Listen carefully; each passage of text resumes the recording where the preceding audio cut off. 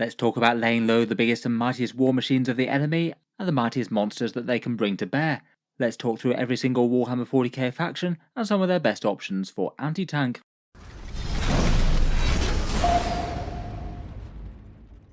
Hello and welcome back to Auspex Tactics, where today we're talking through each faction in the game, and talking through some of their better options for killing tanks, monsters and vehicles. After making a video on some of the better tanks for Warhammer 40k for each army a few weeks back, I have had a few requests to talk about how to deal with heavy armour, so that's what we'll do today. In 40k 10th edition, having at least some dedicated anti-tank in your army is maybe a little bit more important than it might have been in previous editions of the game. The stretch toughness chart has made it so that tanks really are properly tanky. Lots of small and medium arms firepower that might have wounded tanks fairly easily now really doesn't do so, and you are far less likely to just strip incidental wounds by random small arms and incidental melee than you were previously, which you could get away with a little bit with things like toughness 6 or 7 vehicles. Now basically you either need some dedicated firepower that's actually good at killing tanks, buckets of mid-tier firepower, or perhaps some faction rules and synergy that might mean that you get something like lethal hits or devastating wounds to make some slightly unlikely units surprisingly good at killing tough stuff. In this video I thought we'd talk through just a few good options from each faction, focusing on one or two main ones with some honourable mentions for a fair few more. I think for most of the units I'll try and actually focus on things that actually have good damage against tanks without lots of stat synergy, though I might make a couple of exceptions. And I would also bear in mind that often one of the best things for killing enemy armour is armour of your own. A fair few of these do have a bit of overlap with some of the best tanks for the factions as well. Starting out with that theme in mind, I kind of feel like the Gladiator Lancer, as well as arguably being one of the very best tanks for the Space Marines, is one of the best anti-tanks as well. It basically is a tank destroyer tank. It's great big laser destroyer, getting 2 attacks at strength 14, AP 4 and damage d6 plus 3.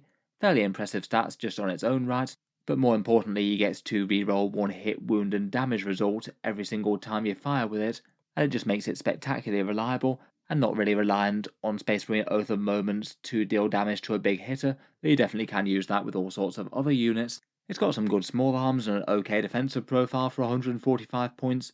Just for average rolling, you'd expect around about 10 wounds to a toughness 10 vehicle with a 3+ save, or around about 7 to a knight with toughness 12 and a 5+ invulnerable, obviously being really quite swingy depending on how many of those hits that you get through. Otherwise though, Space Marines do have absolutely loads of other datasheets, and plenty of fairly efficient anti-tank units among them. The Repulsor Executioner is kind of like the Gladiator Lancer but bigger, not as many rerolls but a few more general purpose firepower guns, and it's really quite tough.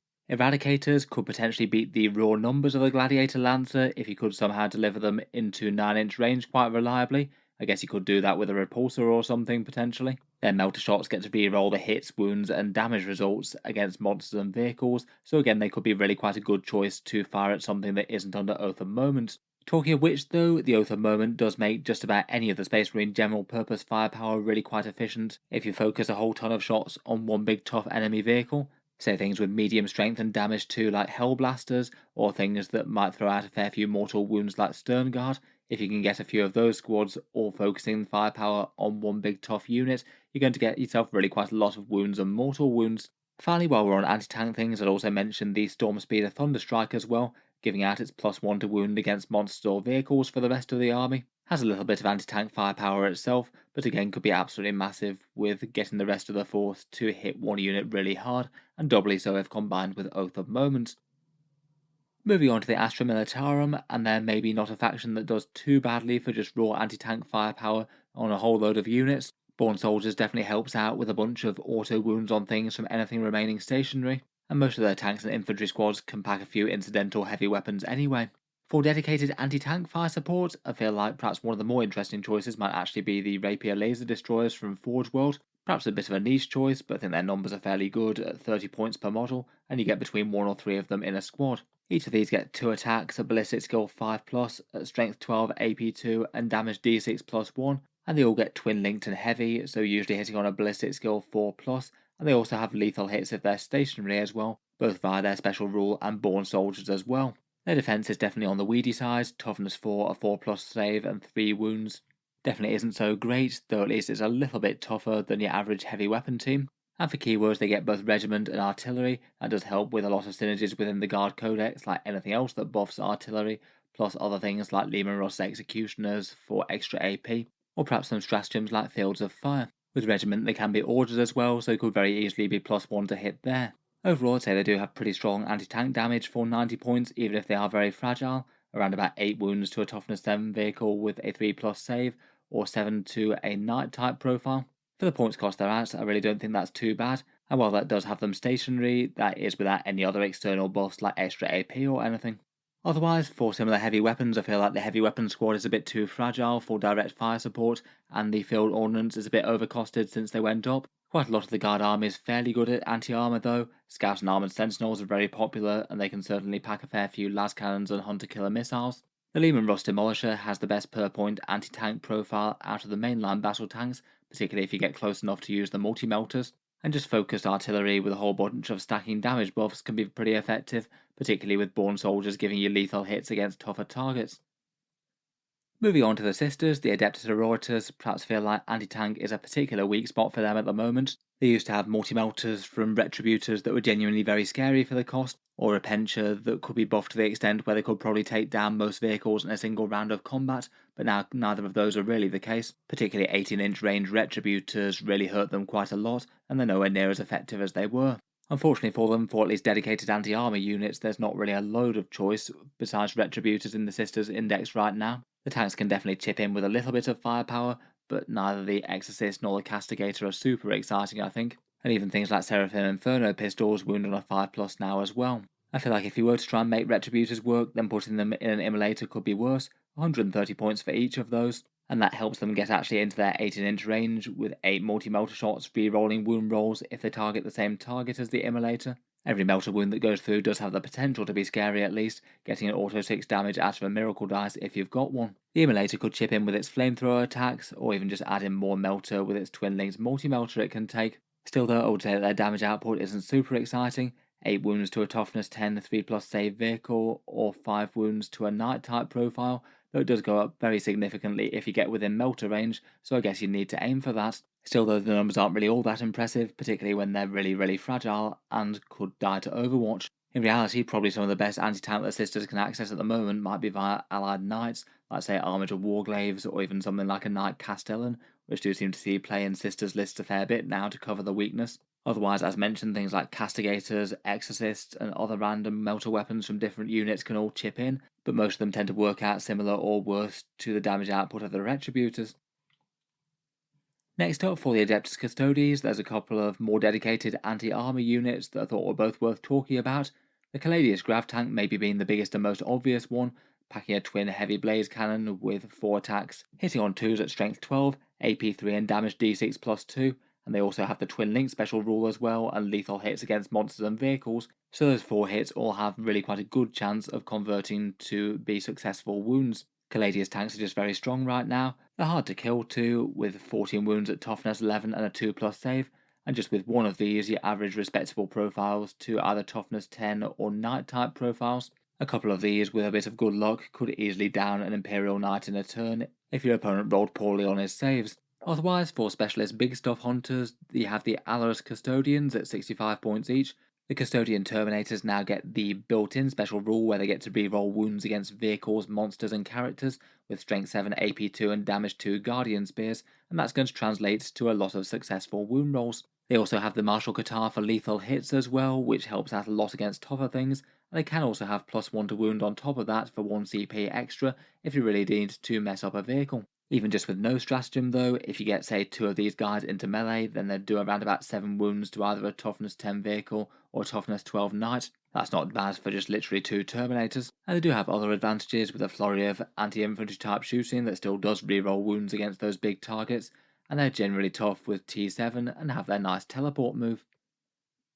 Grey Knights, like the Sisters of Battle, are an army at the moment that just really struggles for any efficient anti-tank whatsoever. More having a whole load of medium strength damage with damage 2 type profiles that can be okay, but nothing at all really seems like it's actually dedicated to killing monsters and vehicles. Seems like a real weakness for the index. Perhaps for better units, the Brotherhood Terminators are perhaps one of their most competitive units full stop.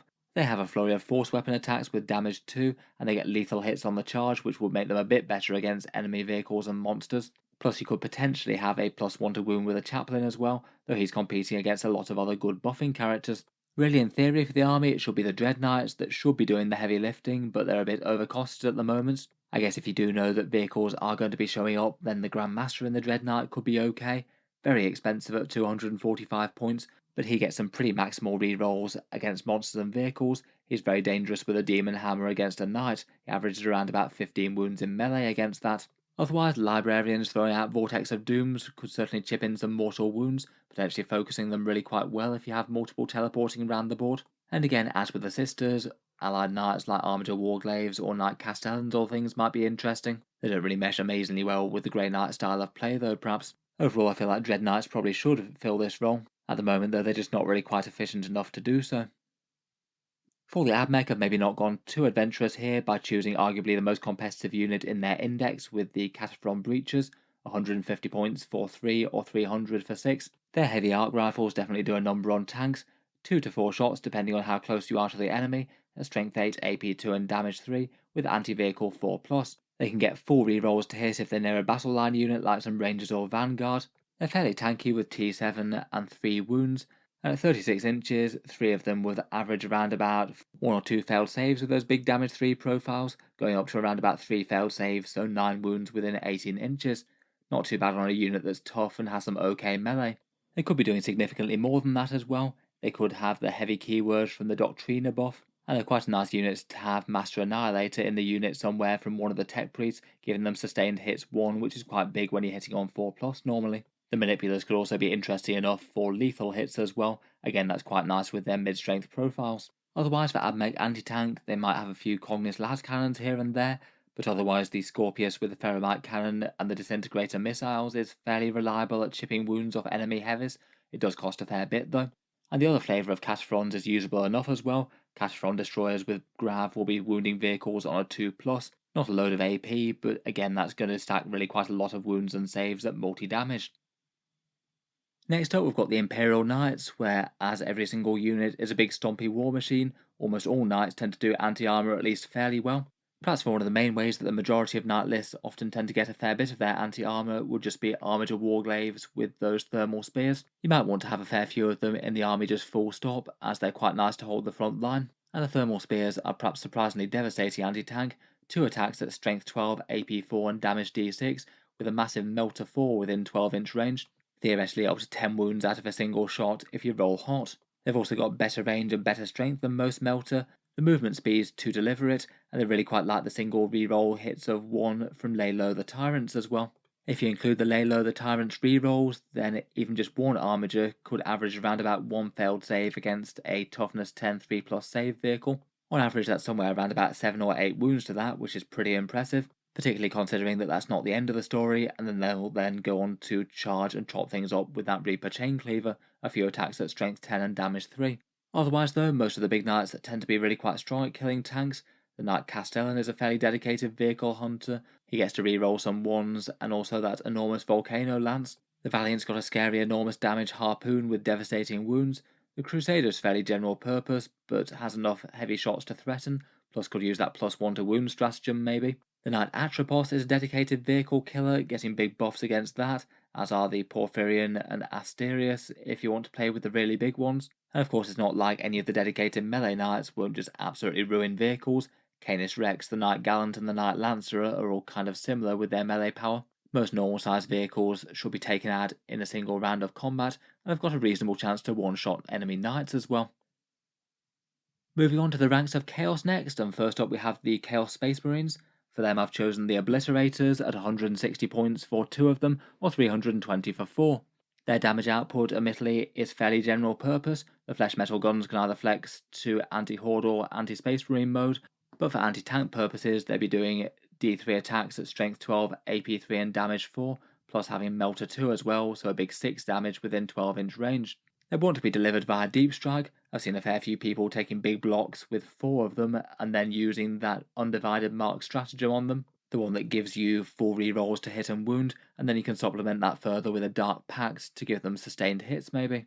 With a big squad using the undivided stratagem, then 320 points of models averages around about 25 wounds to toughness 10 vehicles, or around 17 wounds to an enemy Imperial Knight. And perhaps the best part about that is that that's outside of Melter range as well, so if he can manage to drop super close, then you get damage 6 on those hits, and vehicles start to fall apart ridiculously easily. Finally, on top of that, they even have the option for a big once per game indirect fire turn. They can just trigger that for a turn, and again, that would be very nice to combine with the big full rerolls. You could absolutely annihilate something that the enemy thought was completely safe. Otherwise, for Chaos Space Marines, most units can hit at least fairly hard with lethal hits from Dark Packs.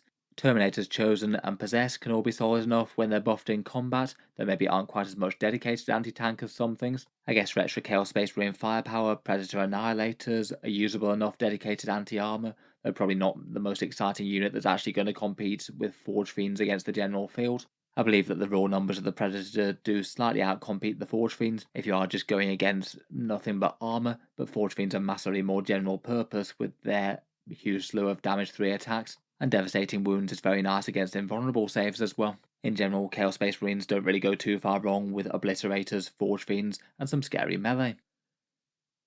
The Death Guard are an army that are struggling a fair bit in 40k at the moment.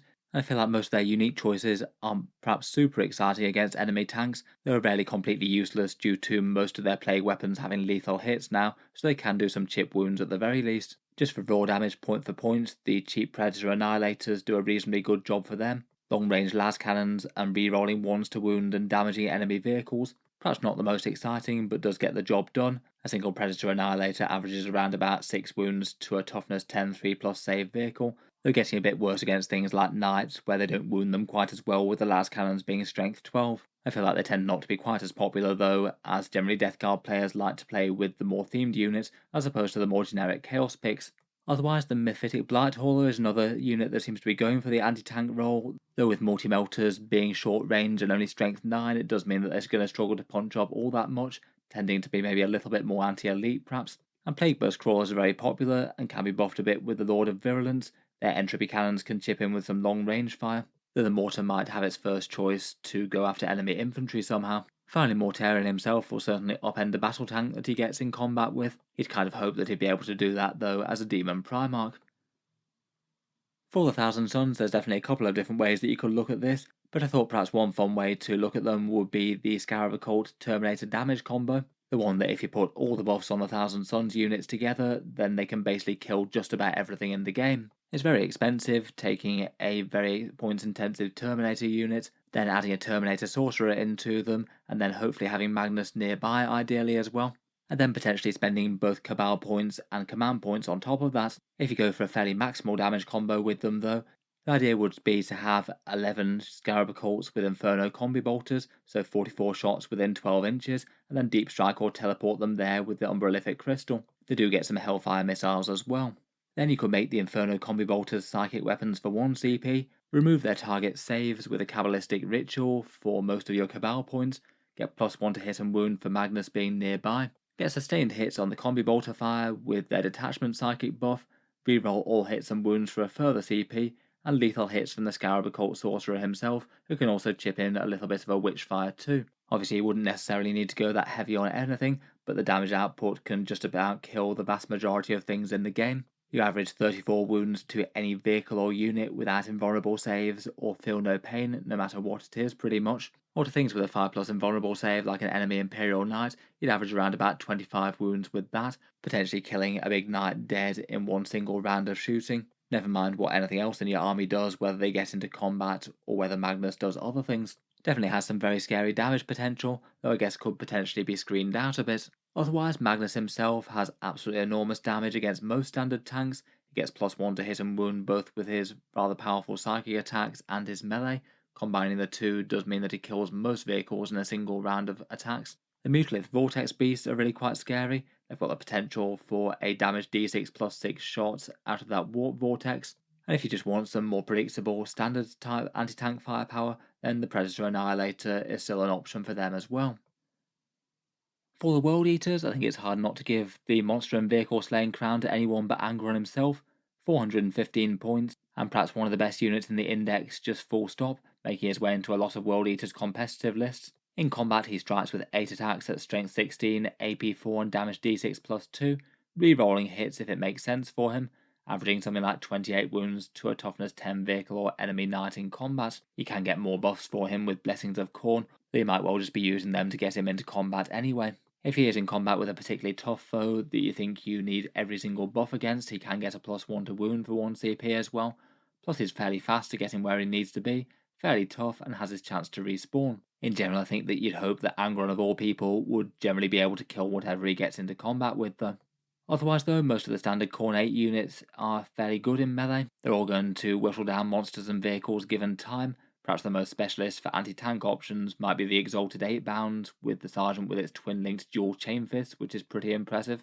They are very, very good, but also very pricey as well, and fairly easy to kill for their cost. Otherwise, the Mauler Fiend is maybe a bit easier to deliver in World Eaters compared with some other armies, and that hits tanks very hard indeed. The Predator Annihilator is an option for them as well, and you could take again things like Allied War Dogs with thermal spears. Brigands are often at least fairly popular in World Eaters lists for some good gun turrets.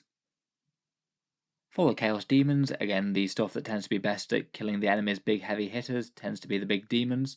And probably for top spot taking out enemy tanks and monsters would either be Shalaxi Hellbane or the Bloodthirster. I think that Shalaxi probably has it for just the raw damage output and having tailored special rules to fight monsters and vehicles, though they definitely are fairly expensive at 400 points. In combat, Shalaxi gets a big 6 attacks at strength 14, AP 3 and damage d6 plus 2, plus 4 extra attacks with damage 3 from the claw attacks, but does get some absolutely mad rules in laying low the enemy big hitters, rerolling hits, wounds and damage against characters, monsters and vehicles, which say if you're attacking a toughness 12 3+ save vehicle, with average rolling you get about 30 wounds damage against it, which is kind of monstrous. They're pretty quick and pretty tough as well. 20 wounds with a 4+ invulnerable and 5+ feel no pain is going to take really quite a lot of focus fire to bring down, though I guess you'd expect that at 400 points. Otherwise, out of the greater demons, the Bloodthirster's probably the other major pick for loads of raw might. The Great Axe just comes with great stats with strength 16, AP 4 and damage d6 plus 2, and a bunch of mortal wounds on top of that. Finally, for the ranks of Chaos, we've got the Chaos Knights. Quite a lot of the possible choices are pretty similar to the Imperials. I'd say for the Chaos Knights, though, I'd be most tempted to give it to the Wardog Stalker. Essentially pretty similar to an Armiger Warglaive from the Imperials, but also coming with a Slaughter Claw if you want one, dedicated anti-tank with 4 attacks, strength 12, AP 3, and a big damage d6 plus 2 in melee. Means that this thing just has very good stats for the cost, both in combat and at range. It's also the cheapest War Dog, and it even gets a +1 to wound as well if enemies aren't within 6 inches of any other enemy units. That's not always going to come up, but when it does, it's going to be most important on the toughest things around. Overall, just very effective anti-armor at range and melee, and perhaps not too surprising to see these guys used quite regularly. Otherwise, just anything with enormous melee, like the Lancer or the Rampager, will generally kill most vehicles in one round of combat. The Desecrator's really nice with its great big laser destructor hitting on a 2+, and otherwise you still have options like the Tyrant and Castellan pattern, the Acastus Knights, or the Knight Atrabos. For the craft worlds, the Aeldari really are spoiled for choice. They've got lots of very solid platforms with good anti-armor, either with D cannons, bright lance equivalents, or other things like that, and their innate rerolls make those weapons absolutely great inside their battle host attachments. As well as probably being their best tank out there, I still think that the Fire Prism overall wins at 150 points for anti-armor duties as well. Massive Prism Cannon firepower with 2 attacks hitting at strength 18, AP 4 and damage 6, and you've got a ridiculously high chance of converting both of those into successful wounds each time the tank fires, as you get the battle focus rerolls plus the crystal targeting matrix of the tank, so you can reroll even 2 missed hits if you get both. Then you can link fire to other fire prisms that you can see, so only one of them needs to actually expose itself to enemy shooting, and then you could fire 3 fire prisms all through that one. Should be cutting a swathe through enemy vehicles, monsters and Titanic units. It can trade out those big anti-tank shots for a bunch of strength 6 and damage 2, so it's fairly general purpose, and it also does move fairly quickly as well, even if its defense perhaps isn't standout. Aeldari do seem to be pretty ideally suited to taking out just about any tough models though. Hornets and Warwalkers are both really interesting for their bright lances, and Wraith Knights with their heavy Wraith cannons or D-cannon platforms can both convert an enormous amount of scary mortal wounds with Fate Dice 6s, and even plugging an automatic 6 in to hit with an Overwatch attack from a Wraith Knight is kind of terrifying for enemy vehicles as well. For the Drukhari, I'd also give the crown of best anti-tank to the Ravager.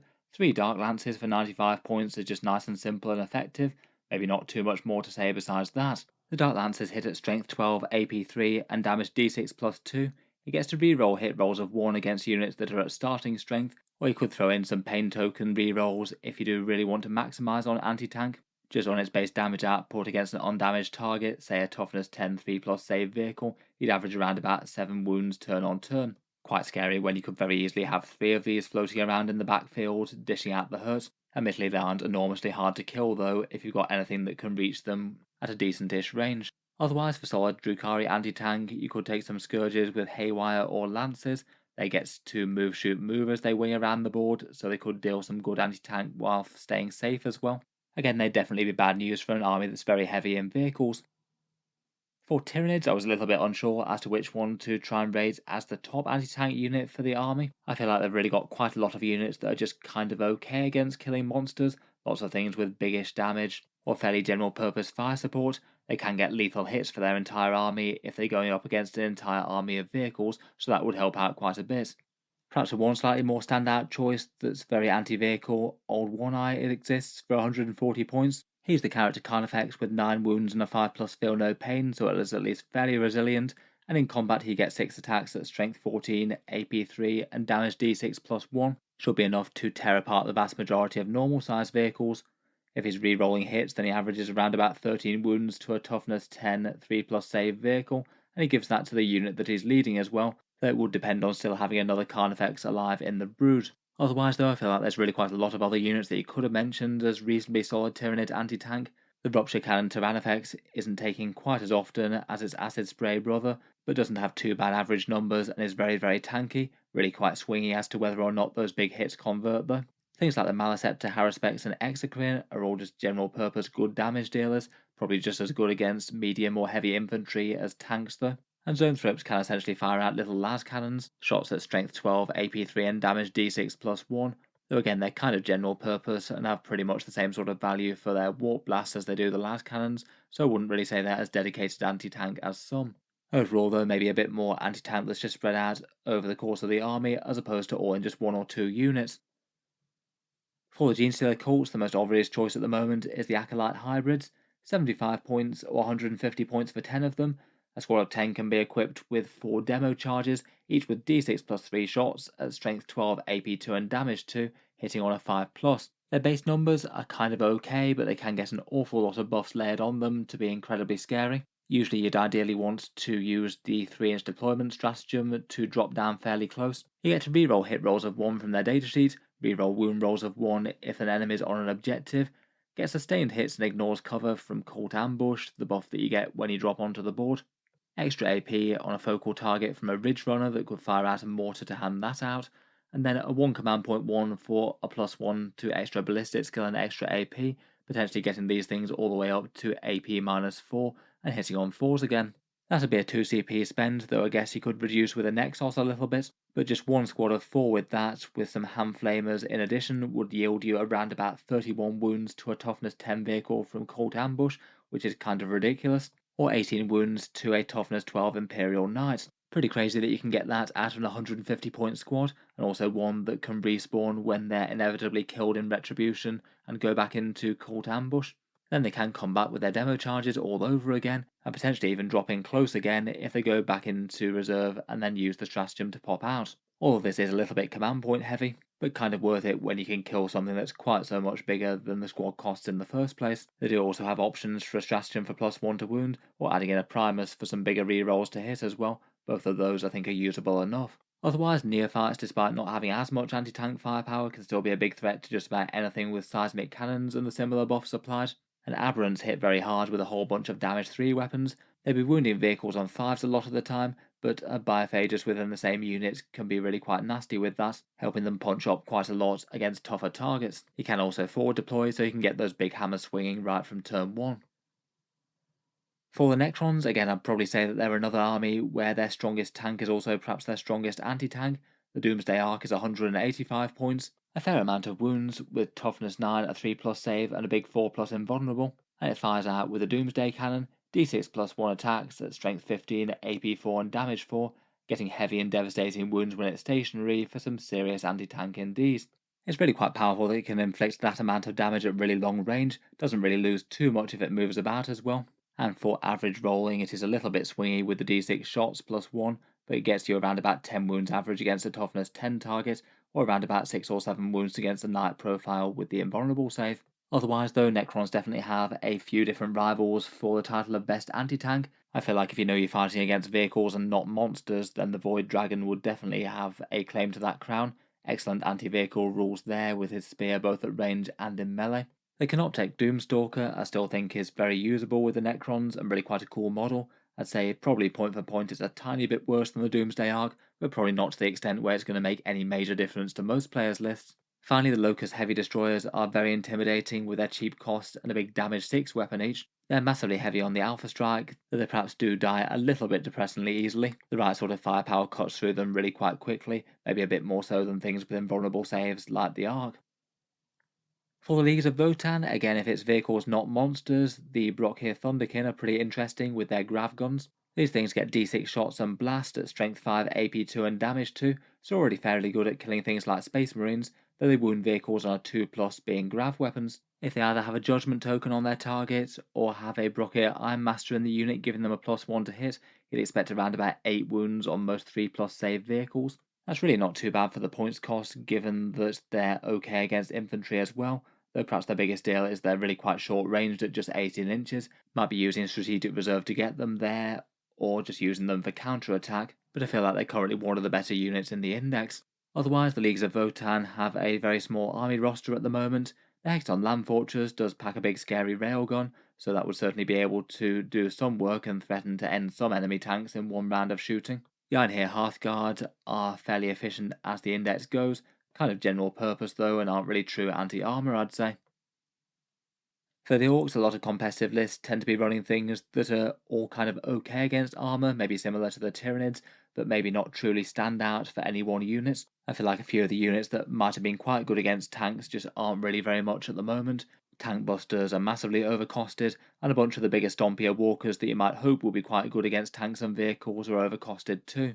For perhaps one of the better choices, Mosrog Scragbad is 195 points. As a Beast Snagger, he gets to wound vehicles on a 4+ with his main attacks, plus he gets his own personal damage boost against them as well, with a +1 damage when he hits them. Big Chomper, his Great White Squig, also chips in with damage 4, and on a 5+ he gets a critical wound for all those mortal wounds as well, so that's quite big. And overall, as well as being very tanky for the cost, he also does around about 10 wounds to most vehicles with a 3+ save, and is very good at threatening anything like medium infantry as well. Otherwise though, there's all sorts of things that should be able to chip away at tanks and vehicles.